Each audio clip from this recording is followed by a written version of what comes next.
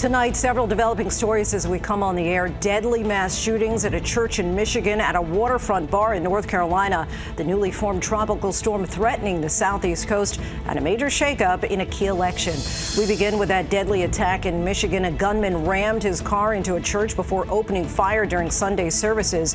The church then went up in flames and partially collapsed. The gunman killed in a shootout with police. What we're learning about him and a possible motive. The southeast coast is now bracing for Tropical Storm Imelda, which just formed near the Bahamas.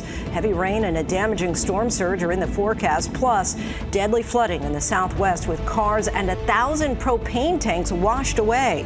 The bombshell political announcement. New York Mayor Eric Adams abandons his re-election bid just 5 weeks before Election Day. What his exit means in the race for mayor of America's largest city. Also tonight, there are multiple victims in North Carolina after police say a gunman on a boat attacked a waterfront bar. At least 3 people were killed, 1 suspect now in custody. How the Coast Guard finally captured him. President Trump says a government shutdown is likely in the next few days. Democrats refuse to budge on key issues as the White House warns of mass firings of government employees. Plus, the backlash over the president's plan to send troops to Portland, Oregon. The mayor and governor insist they're not needed. A chilling confession in a TV interview. Police have now arrested a man for allegedly killing both his parents. Why he says he did it.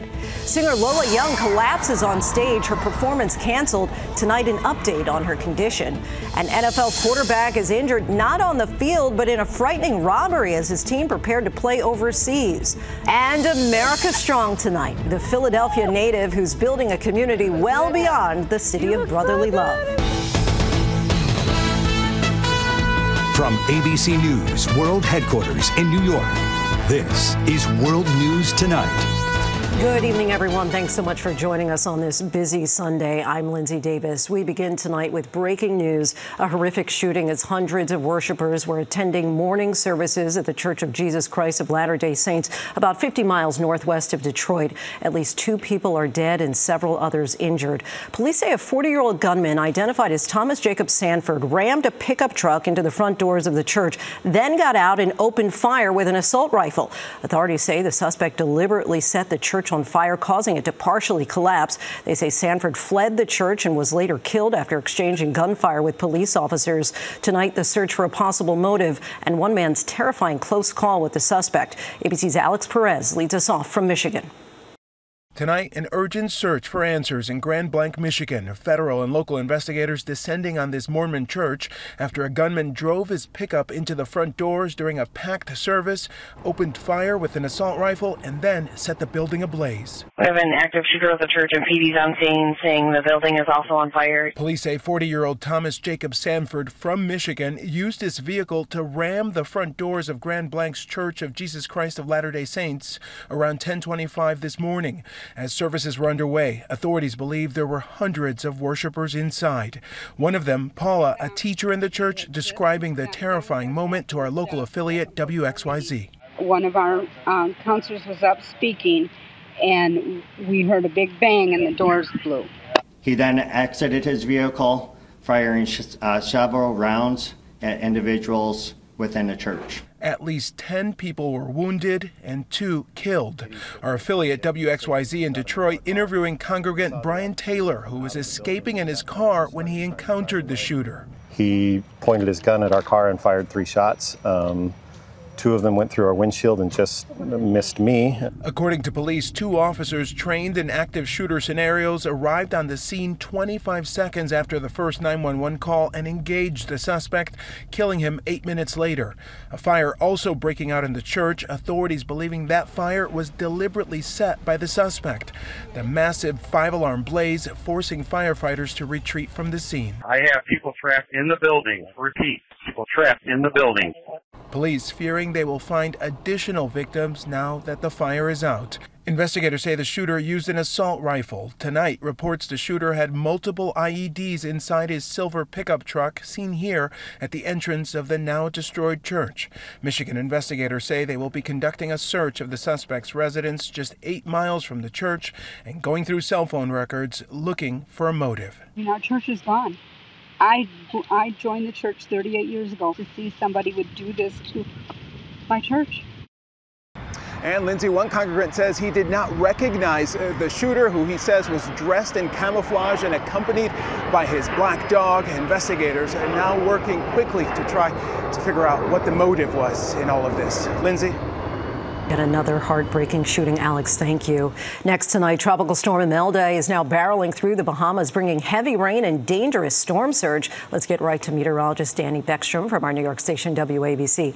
Hi, Danny. Time this out for us. Well, we're looking at our 9th named storm of the season in Tropical Storm Imelda, with max sustained wind of 40 miles per hour impacting the Bahamas tonight. Heavy rain, gusty wind. But it's actually good news in terms of the track shifts. Right now, modeling indicating that sharp turn to the east as we move into Monday into Tuesday night. That is great news for the southeast coast. Now, we continue to see Imelda strengthen and bring that heavy rain, gusty wind to the Bahamas. But we've actually seen the tropical storm watch be allowed to expire early for the east coast of Florida, which again means the wind impacts are expected to be less significant. But as this front stalls out and Imelda continues to track north, it could pull some of that tropical moisture still to parts of the southeast. So heavy rain still possible in portions of coastal Georgia and the Carolinas. We're not in the clear yet, but the wind concerns definitely look better for the U.S. Lindsay? All right. We know that you will be monitoring it for us, Danny. Thank you. Storm preparations are underway across several states, as Danny just mentioned. South Carolina is one of the states bracing for Imelda. Our Whit Johnson is there. Tonight, Tropical Storm Imelda hammering the Bahamas as the U.S. braces for an onslaught of rain. States of emergency declared in the Carolinas. Pray and hope for the best and prepare for the worst, and the time to prepare is now. We know that we're going to have high winds. We know that we're going to have a lot of water. The coastal cities of Charleston and Wilmington facing potential flash flood threats. Rough surf already impacting Florida beaches. And in Arizona, another storm system leaving at least 3 people dead. Oh my God! On Friday, devastating floodwaters sweeping through the city of Globe, located 90 miles east of Phoenix. Yo, look at that car, it's floating, right? The fast-moving waters submerging cars and washing away more than 1,000 fuel tanks from a distribution facility. At least one person still missing in Gila County. Well, it'll be search and rescue. That's our priority. We still have vehicles that have not been looked at. So they have cadaver dogs. They have over 150 resources here. Recovery efforts now underway. Entire businesses wiped out. Paul Kempton, owner of Kempton's Physical Therapy, says he's lost everything. It's about 3 inches full of mud and water about halfway up the wall, and all the equipment has been underwater. It looks like a complete loss. And Lindsay, back here in South Carolina, the governor says the state has no intention of issuing any mandatory evacuations as Imelda appears to be turning away from the coast. Still, officials are warning everyone to be prepared for heavy rain and potential flooding. Lindsay. All right, Whit, thank you.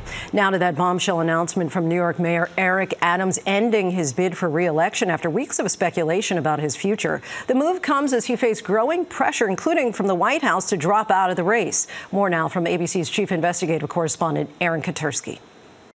Tonight, just 5 weeks before Election Day, the scandal-scarred mayor of New York City, Eric Adams, is dropping out of the race.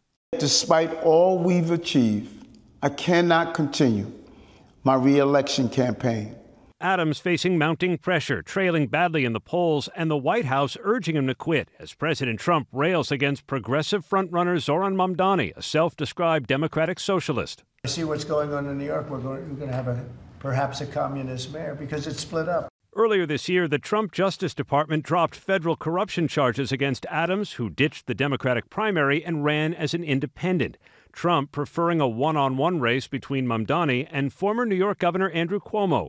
Adams did not endorse any of his rivals, but appeared to offer a warning about Mamdani and his agenda. Too often, insidious forces use local government to advance divisive agendas with little regard for how it hurts everyday New Yorkers. Major change is welcome and necessary, but beware of those who claim the answer to destroy the very system we built together over generations. That is not change, that is chaos. Tonight, Cuomo saying the mayor's exit shows Adams is sincere about putting the city above personal ambition. But Mamdani had a different takeaway. Well, I think the race continues to be the same as it was, where it's a race between us and the failed politics that we've seen, whether it's Andrew Cuomo or Eric Adams. Now, the ballot is set, Lindsay. Adams will still appear on it, and so will Republican Curtis Sliwa. He's had a pretty good showing in the polls, and he says tonight, Lindsay, he's the best one to take on Zohran Mamdani. A lot of national interest in this race. Aaron, thank you. Now to a deadly mass shooting at a waterfront bar in North Carolina. A suspect allegedly opened fire from a boat into a crowd, killing at least 3 people and injuring 5 others. Authorities describe the victims as vacationers visiting the bar 30 miles south of Wilmington. Police say it was a highly premeditated attack. ABC's Faith Abube is on the scene tonight. Tonight, authorities say a deadly mass shooting that left 3 people dead and 5 others injured at a North Carolina bar Saturday night was a highly premeditated attack. Evil has come ashore in Southport, North Carolina. This is truly a devastating incident. Investigators say people were out on the deck at the waterfront bar in Southport enjoying live music when the suspect, armed with an assault rifle, pulled up on a boat and opened fire from the water. Reports came in rapidly of a boat sitting in the waterway, reports of a subject shooting multiple patrons of the establishment. About a half hour later, authorities say they closed in on the suspect, Nigel Edge, who fled on his boat to a nearby town. They say he was loading up at a boat access. According to investigators, Edge, a known resident in Oak Island, self-identifies as a combat veteran and told police he suffers from PTSD. Today, residents in the small coastal town stopping to remember the victims at the popular local bar turned crime scene. He really was shooting fish in a barrel, because if you ever look out there, it's a pier where the end is, and his boat was right out there. And there's nowhere for anybody to go. And Lindsay, many of the victims were visitors just here on vacation. Investigators have charged that suspect. He's being held in jail without bond and is expected to appear before a judge tomorrow. The DA's office is considering the death penalty. Lindsay. Faith, thank you. Now to the high-stakes meeting at the White House tomorrow. President Trump is slated to meet the top congressional leaders as a deadline to avoid a government shutdown nears. Republicans and Democrats are in a stalemate, with each side blaming the other. ABC's senior White House correspondent Selina Wang has the latest. Tonight, Americans bracing for a government shutdown, the deadline looming just 2 days away. If it has to shut down, it'll have to shut down. The top 4 congressional leaders set to meet with President Trump at the White House tomorrow, a last-ditch effort to make a deal. But both parties digging in. Our position has been very clear. Cancel the cuts, lower the costs, save health care. The House Speaker says Trump plans to ramp up the pressure on Democrats. I talked with him at length yesterday about this, and he's going to tell Chuck Schumer and Hakeem Jeffries to stop playing political games. Democrats demand that Republicans reverse Medicaid cuts and extend expiring Obamacare subsidies so health insurance premiums don't rise for some 20 million people. But Republicans refusing to budge. What the Democrats have done here is take the federal government as a hostage. A shutdown means millions of federal employees, members of the military, TSA officers, ICE agents would go without pay until the government reopens. But the White House raising the stakes even further, directing agencies to consider mass firings of federal workers from programs that are not consistent with the president's priorities. They're trying to intimidate the American people and us. A shutdown also threatens nearly 7 million low-income women and their young children who rely on programs like WIC for groceries and health services. Anticipate that if a shutdown goes on for longer than, say, a week or so, we could start to see WIC running out of funding. Families like Lucia Graves Jimenez are nervously watching. It's stressful not knowing how you're going to be able to pay for your food. And Lindsay, avoiding a government shutdown is just one of several high-stakes items on President Trump's agenda this week. On Monday, the president will meet with Israel's Prime Minister Benjamin Netanyahu. The following day, White House officials tell me the president will attend a rare gathering of hundreds of top military officials in Quantico, Virginia. And the fallout from the indictment of former FBI Director James Comey continues. Vice President J.D. Vance says he is certain that more indictments are coming. Lindsay? Selina Wang from the White House. Thank you. Now to President Trump's crackdown on crime. The president is now planning to deploy U.S. troops to Portland, Oregon to deal with, quote, domestic terrorists. Let's bring in ABC's Jacqueline Lee. Jacqueline, tell us how state and local leaders are pushing back against this. That's right, Lindsay. President Trump says he is sending federal troops to, quote, protect war-ravaged Portland at the request of the Department of Homeland Security. Trump directing Secretary of War Pete Hegseth to provide all necessary troops to aid ICE facilities under siege from attack by groups he describes as domestic terrorists. Meanwhile, local officials say there is no national security threat. Oregon's governor and the city's police chief both saying the community is safe and calm. President Trump has previously deployed troops to Los Angeles and Washington, D.C., announced a deployment to Memphis, and threatened to deploy to other Democratic-led cities. And Lindsay, this just in.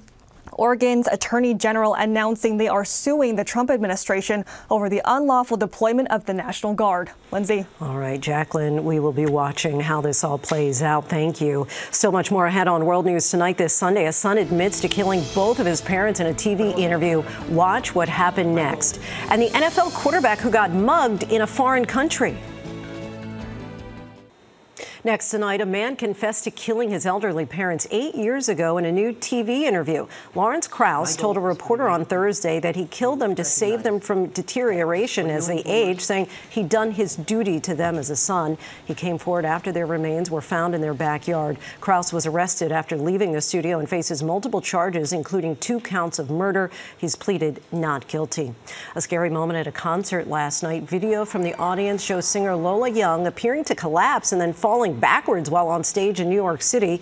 Young was then carried away by a medical team. The singer later posted that she's doing okay. No word on what caused her to collapse. She had canceled a performance Friday night in New Jersey. And a backup quarterback with the Pittsburgh Steelers was reportedly attacked and robbed in Dublin, Ireland. The team confirmed Skylar Thompson was involved in an incident Friday night. He was treated for a minor injury. The Steelers were in town to play the Minnesota Vikings in the first ever NFL game in Ireland. They won the game 24-21. Thompson was already nursing an injury and was not available to play. Still ahead, U.S. golf fans were hoping for a miracle at the Ryder Cup. Did they get one? To the index now, the U.S. team staged a furious rally today after falling behind at the Ryder Cup on New York's Long Island. But in the end, the European team held on to retain one of golf's most prestigious titles. Ireland's Shane Lowry sank the putt that won it all for the Europeans. The U.S. will get another crack at the trophy in 2 years. And tonight, we are remembering George Hardy, who died on Thursday. He was the last surviving member of the legendary Tuskegee Airmen to have flown combat missions during World War II. Hardy completed 21 missions across Europe and later flew dozens more in both Korea and Vietnam. He retired from the military as a lieutenant colonel. George Hardy was 100 years old. The president of the Church of Jesus Christ of Latter-day Saints died Saturday. Russell Nelson was 101 years old, the church's oldest leader. Nelson was a former heart surgeon who eased some rules against same-sex couples and reached out to African Americans. In 2018, he called on people to stop using the names Mormon and LDS, insisting on using the full name for the church. When we come back, America Strong, they are changing their lives one step at a time. Finally tonight, America Strong and the importance of taking everything in stride. What started as a diagnosis turned into a movement. Hello, beautiful. When Zakia Blaine received a rare neurological diagnosis in addition to arthritis, the condition brought challenges, but also clarity. Her new mindset gave birth to FBF Body Shapewear, a fitness brand rooted in body positivity and community. Her next step, launching a virtual walking club. Hey, you. Let's go take a walk. Get up, girls. That club started 4 years ago. Today, some of the members met in person for the first time in her hometown of Philadelphia. They are mothers. They are professionals. They're getting their walks in while they're waiting for their kids at basketball practice and football practice. Some of them are empty nesters. Leah says this virtual community has changed her life. Losing 70 pounds, and I am still going, being a part of a team and a community of doers, and that is life transformational. Today's walk isn't about distance, it's about determination. With every step she takes, Zakia Blaine is showing women everywhere that movement is more than exercise, it's empowerment. One walk, one woman, one win at a time. Our thanks to Zakia. Thanks so much for watching. David Muir right back here tomorrow night. I'm Lindsay Davis in New York. Have a great night. David Muir, the most watched newscast in America. And now, ABC's World News Tonight has won the Emmy for Best Live News Program for the third year in a row.